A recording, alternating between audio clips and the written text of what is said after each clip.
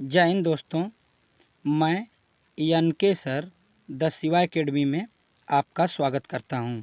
आज हम पर्यावरण के कुछ प्रश्न करेंगे जो परीक्षा की दृष्टि से बहुत ही महत्वपूर्ण है। तो आइए हम चलते हैं आज के अपने पहले प्रश्न पर। आज का हमारा पहला प्रश्न है कि गन्ने के पौधे में किस तरह की जड़ें पाई जाती हैं। करें कि गन्ने के पौधे में किस तरह की जड़ें पाई जाती हैं। तो इसमें झुकाव जड़ें पाई जाती हैं। ऑप्शन नंबर 20 का सही है। आइए चलते हैं अगले प्रश्न पे। अगला जो हमारा प्रश्न है प्रश्न नंबर 2, कह रहे हैं कि अफीम पौधे के किस भागों में पाया जाता है। कह रहे हैं कि अफीम पौधे के किस भागों में पाया जाता है। तो यह पोस्ता में पाया जाता है। ऑप्शन नंबर सी इसका सही है। आइए अगले प्रश्न पे चलते हैं। प्रश्न नंबर 3, जो प्रश्न नंबर हमारा 3 है कि गंगोत्री राष्ट्रीय उद्यान किस प्रदेश में स्थित है। कह रहे कि गंगोत्री राष्ट्रीय उद्यान कहाँ है। तो यह हमारा उत्तराखंड में है। ऑप्शन नंबर 20 का सही है। आइए चलते हैं अगले प्रश्न पे। अगला प्रश्न होगा प्रश्न नंबर 4 प्रश्न होगा कि ओरंग राष्ट्रीय उद्यान किस प्रदेश में है। ओरंग राष्ट्रीय उद्यान कहाँ है। तो यह असम में है। ऑप्शन नंबर ए इसका सही हो जाएगा। आइए चलते हैं अगले प्रश्न पे। प्रश्न नंबर 5, करे कि प्राथमिक शैल कौन सी शैल है। करे कि बताइए कि इसमें प्राथमिक शैल किसे कहते हैं। तो प्राथमिक शैल आग्नेय शैल को कहते हैं। ऑप्शन नंबर ए इसका सही हो जाएगा। आइए चलते हैं अगले प्रश्न पे। प्रश्न नंबर 6, कह रहे हैं कि रेड प्लस प्रोग्राम निम्न में से किससे संबंधित है। रेड प्लस प्रोग्राम निम्न में से किससे संबंधित है। तो यह CBD से संबंधित है। ऑप्शन नंबर बी हो जाएगा इसका। आइए चलते हैं अगले प्रश्न पे। अगला जो हमारा प्रश्न है प्रश्न नंबर 7, कार्बन लेवी क्या है। बताइए इसमें से कि कार्बन लेवी क्या है। तो यह कार्बन ईंधन पर लगने वाला कर है। आइए चलते हैं अगले प्रश्न पे। प्रश्न नंबर 8, कर है कि निम्नलिखित में कौन सा मूंगा चट्टान का क्षेत्र नहीं है। तो खंबात की खाड़ी मूंगा चट्टान का क्षेत्र नहीं है। ऑप्शन नंबर 20 का सही हो जाएगा। आइए चलते हैं अगले प्रश्न पे। अगला प्रश्न है कि पर्यावरणीय सुरक्षा अधिनियम कब पारित हुआ। तो 1986 में पर्यावरणीय अधिनियम पारित हुआ है। आइए चलते हैं अगले प्रश्न पे। अगला प्रश्न है कि सर्वाधिक प्रबल ग्रीन हाउस गैस है। कह रहा है कि सबसे अधिक प्रबल ग्रीन हाउस गैस कौन है। तो इसमें है कार्बन डाइऑक्साइड। इसमें ऑप्शन हो जाएगा अपना ए, कार्बन डाइऑक्साइड। आइए अगले प्रश्न पे चलते हैं। प्रश्न नंबर 11, कह रहा है कि डीएनए को किसने अंतः पात्र में बनाया था। तो इसको आर्थर कोर्नबर्ग ने अंतः पात्र में बनाया था। आइए आगे चलते हैं अगले प्रश्न पे। 12वां प्रश्न है दोस्तों कि निम्न में से कौन सा पौधा कीट पकड़ता है। बताइए कि इनमें से कौन सा पौधा कीट पकड़ता है। तो नेफेंथिस। ऑप्शन नंबर डी इसका सही हो जाएगा। आइए अगले प्रश्न पे चलते हैं। प्रश्न नंबर 13 कह रहा है कि उड़न लोमड़ी होती है। कह रहा है कि उड़न लोमड़ी किसे कहते हैं। तो चमगादड़ को उड़न लोमड़ी कहते हैं। आइए चलते हैं अगले प्रश्न पे। प्रश्न नंबर 14 कह रहा है कि निम्न में से कौन सा मादक द्रव्य नहीं है। बताइए कि इनमें से मादक द्रव्य कौन नहीं है। तो इसमें धूम्रपान मादक द्रव्य नहीं है। ऑप्शन नंबर डी इसका सही हो जाएगा। आइए चलते हैं अगले प्रश्न पे। 15वां प्रश्न है कि विकास का मुख्य कारक क्या है। बताइए इनमें से कि विकास का मुख्य कारक क्या है। तो यह है प्राकृतिक वर्ण विकास का मुख्य कारक है। Option number B. आइए चलते हैं अगले प्रश्न पे। प्रश्न नंबर 16, कह रहे कि भूमंडलीय तापमान का कारण है। कह रहे कि किसके बढ़ जाने से भूमंडल का तापमान बढ़ जाता है। तो कार्बन डाइऑक्साइड में जब वृद्धि हो जाती है तो भूमंडल का तापमान बढ़ जाता है। आइए चलते हैं अगले प्रश्न पे। प्रश्न नंबर 17। प्रश्न नंबर 17 कह रहा है कि वायुमंडल में गैसों की निश्चित प्राकृतिक मात्रा में अवांछनीय परिवर्तन को क्या कहते हैं। कह रहा है कि जो वायुमंडल में गैसें पाई जाती हैं, यदि उसमें कोई भी अवांछनीय परिवर्तन हो जाएगा तो उसको हम क्या कहते हैं, वायु प्रदूषण कहते हैं। ऑप्शन नंबर ए इसका सही हो जाएगा। आइए चलते हैं अगले प्रश्न पे। प्रश्न नंबर 18 कह रहा है कि निम्नलिखित में से कौन सी गैस वायु को सबसे अधिक प्रदूषित करती है। कह रहा है कि वह कौन सी गैस है जो वायु को सबसे ज़्यादा प्रदूषित करती है। तो इसमें है कार्बन मोनोडाइऑक्साइड। ये ऑप्शन नंबर इसका हो जाएगा बी, बिल्कुल सही जवाब है। आइए दोस्तों चलते हैं आज के प्रश्न नंबर 19 पे। 19 प्रश्न कह रहा है कि उत्तराखंड में मनाए जाने वाला हरेला पर्व किससे संबंधित है। कह रहे कि उत्तराखंड में जो हरेला पर्व मनाया जाता है किसके लिए मनाया जाता है। तो यह पौधा रोपण, कह रहे कि पौधा रोपण के लिए मनाया जाता है।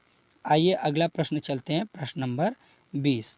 प्रश्न नंबर 20 है, मोटर कार से उत्पन्न प्रदूषक जो मानसिक रोग पैदा करता है उसमें से वह कौन है जो मानसिक रोग पैदा करता है। कह रहे कि मोटर कार जो जब चलती है तो उससे जो प्रदूषक होता है उससे मानसिक रोग पैदा होता है।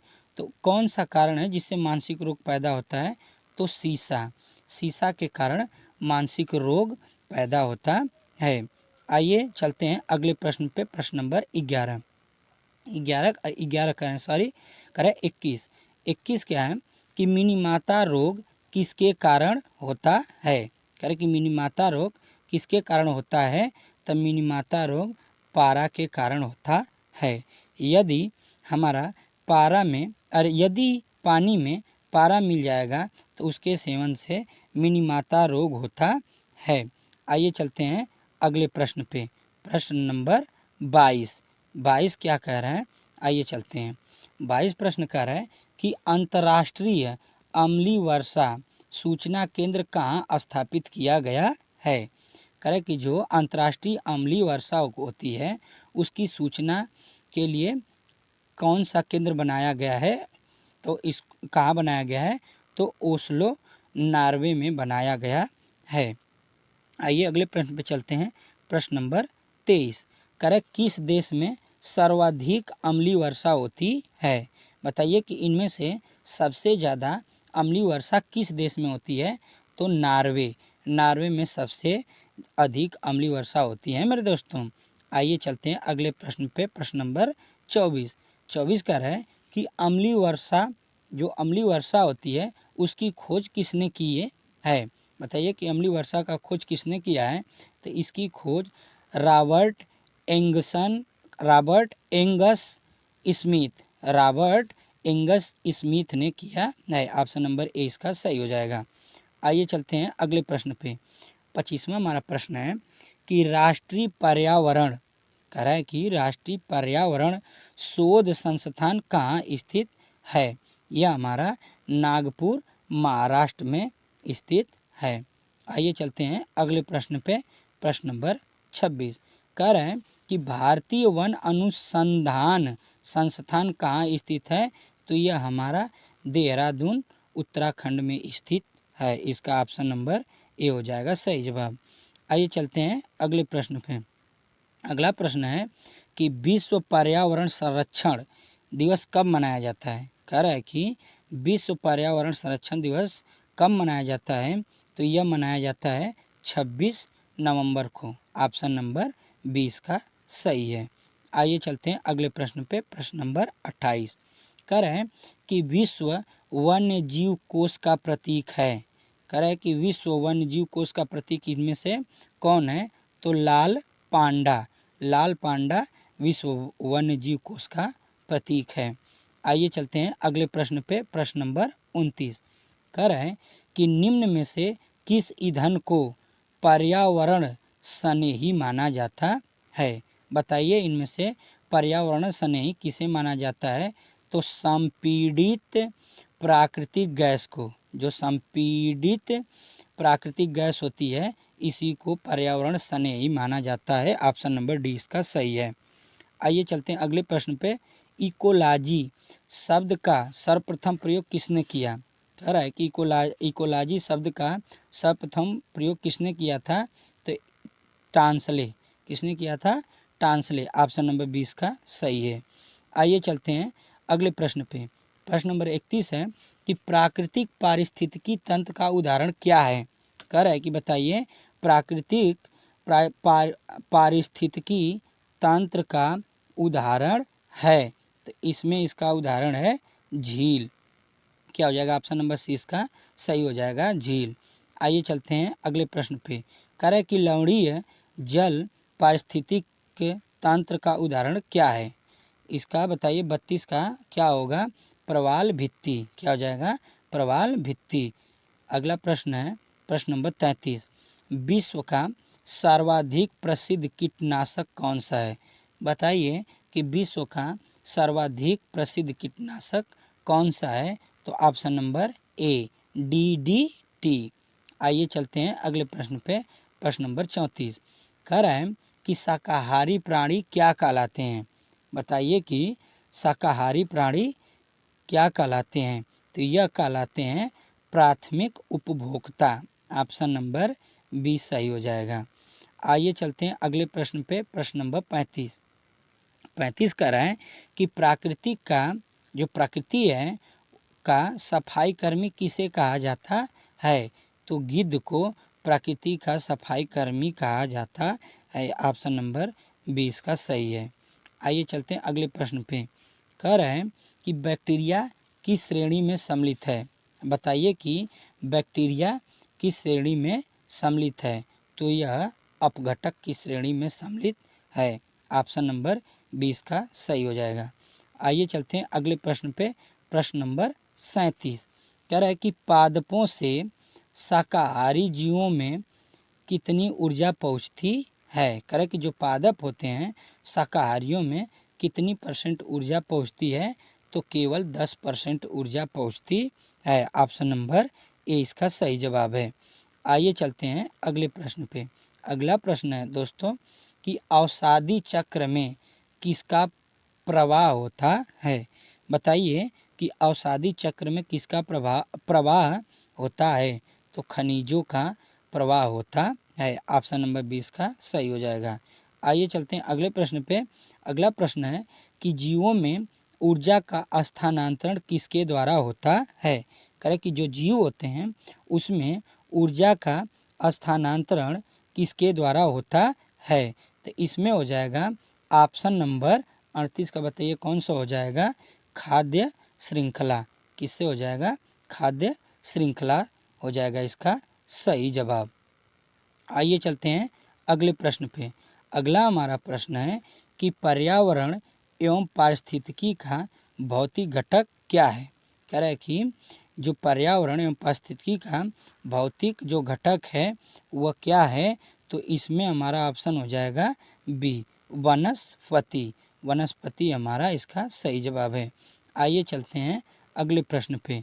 कह रहा है कि अगला प्रश्न है कि जीवों तथा पर्यावरण के पारस्परिक संबंधों का अध्ययन क्या कहलाता है? कह रहे कि जो जीव होते हैं तथा पर्यावरण के पारस्परिक जो संबंध होते हैं उसके अध्ययन को क्या कहते हैं? तो उसके अध्ययन को हम बताइए दोस्तों क्या कहते हैं? उसके अध्ययन को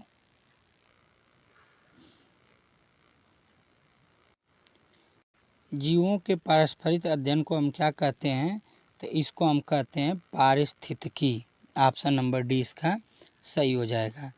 आइए चलते हैं अगले प्रश्न पे। प्रश्न नंबर 31 वनों को नष्ट करने का कुप्रभाव क्या पड़ता है? कह रहा है कि यदि वन को हम नष्ट कर दें तो उसका हमारे ऊपर क्या कुप्रभाव पड़ेगा? इसका हो जाएगा मृदा अपरदन पर। क्या प्रभाव पड़ेगा? मृदा अपरदन पर इसका प्रभाव पड़ेगा। ऑप्शन नंबर ए इसका सही हो जाएगा।